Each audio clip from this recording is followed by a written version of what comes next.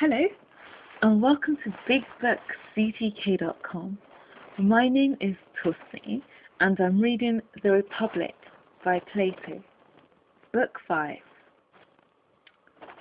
I was going to enumerate the 4 forms of vice or decline in states when Polemarchus, he was sitting a little farther from me than a day manter, taking him by the coat and leaning towards him, said something in an undertone of which I only caught the words, "Shall we let him off?"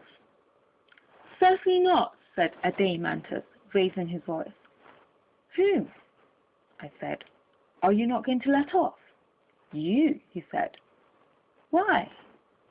"Because we think that you are not dealing fairly with us in omitting women and children of whom you have slyly disposed under the general formula that friends have all things in common." "And was I not right?" "Yes," he replied, "but there are many sorts of communism or community, and we want to know which of them is right." "The company, as you have just heard, are resolved to have a further explanation," Thrasymachus said. "Do you think that we have come hither to dig for gold, or to hear you discourse?"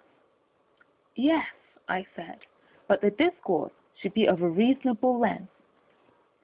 Glaucon added, "Yes, Socrates, and there is reason in spending the whole of life in such discussions. But pray, without more ado, tell us how this community is to be carried out, and how the interval between birth and education is to be filled up." "Well," I said, "the subject has several difficulties. What is possible is the first question. What is desirable is the second. Fear not," he replied, "for you are speaking among friends." "That," I replied, "is a sorry consolation. I shall destroy my friends as well as myself. Not that I mind a little innocent laughter, but he who kills the truth is a murderer." "Then," said Glaucon, laughing, "in case you should murder us, we will acquit you beforehand, and you shall be held free from the guilt of deceiving us." Socrates proceeds. "The guardians of our state are to be watchdogs, as we have already said. Now, dogs are not divided into he's and she's.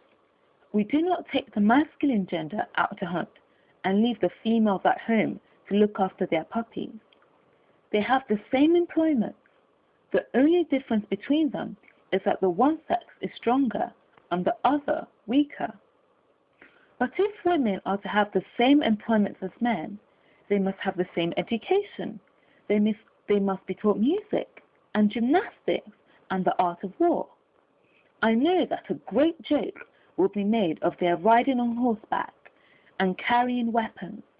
The sight of the naked, old, wrinkled women showing their agility in their palæstra will certainly not be a vision of beauty, and may be expected to become a famous jest. But we must not mind the wits. There was a time when they might have laughed at our present gymnastics. All is habit. People have at last found out that the exposure is better than the concealment of the person, and now they laugh no more. Evil only should be the subject of ridicule."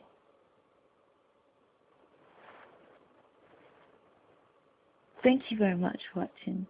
You've been listening to The Republic by Plato. My name is Tusney, and this is BigBookCTK.com. Thank you very much, and bye for now.